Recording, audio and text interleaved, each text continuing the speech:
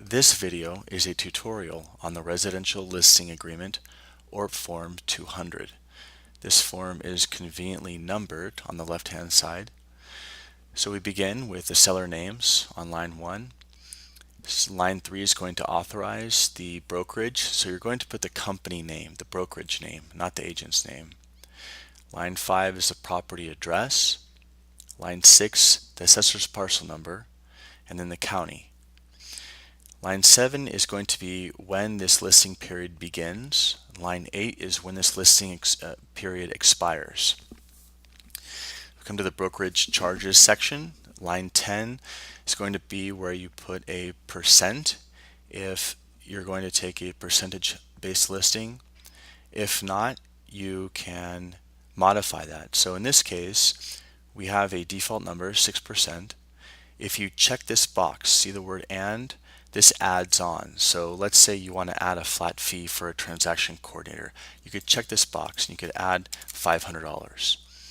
Or if you wanted to not do the percentage or add a flat fee on top of that, you could check this box and you could just do a flat fee listing amount. So we could get rid of this, and this then becomes a $10,000 flat fee commission listing rather than a 6% listing how we originally had it. By default, this form has a provision in it that lasts for 90 days that protects the listing agent in case the listing period comes to an end and a buyer that has expressed interest in seeing the property makes an offer right after this agreement expires. The listing agent's protected. So 90 days is the default verbiage. If you want to extend that period, you could put in whatever number you want. We just put 120 days in as an example.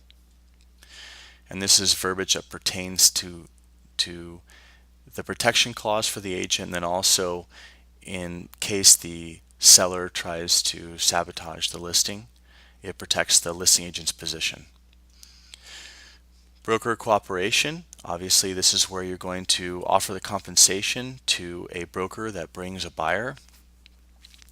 So let's say you did a 6% listing on top. Just to make an example, we did 3% here. If you wanted to just offer a different number, you'd put it there. Or let's say you want to do a flat fee, you could just put the flat fee amount right over here.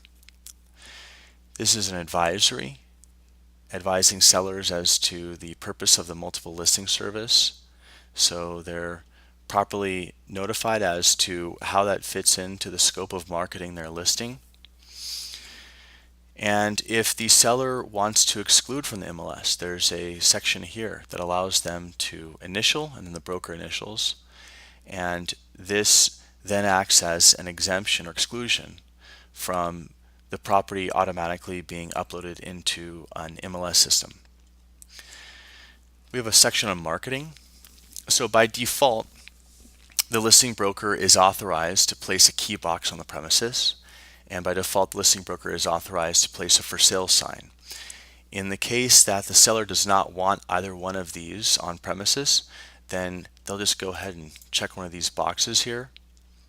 But this is a way to clarify that the listing broker does have permission and to show in writing that the seller has been informed that the broker's property, meaning a for sale sign or lockbox, is going to be on premises.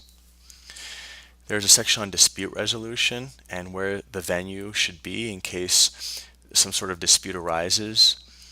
And mediation is the first course of action, and there's default verbiage you can read about seeking mediation in case the seller and the listing broker have some sort of dispute that needs to be mediated.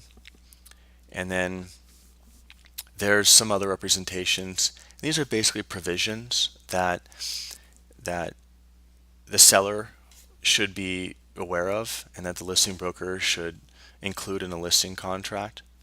And then we have a section here for additional provisions. Anything that's not explicitly mentioned above can be written in down here.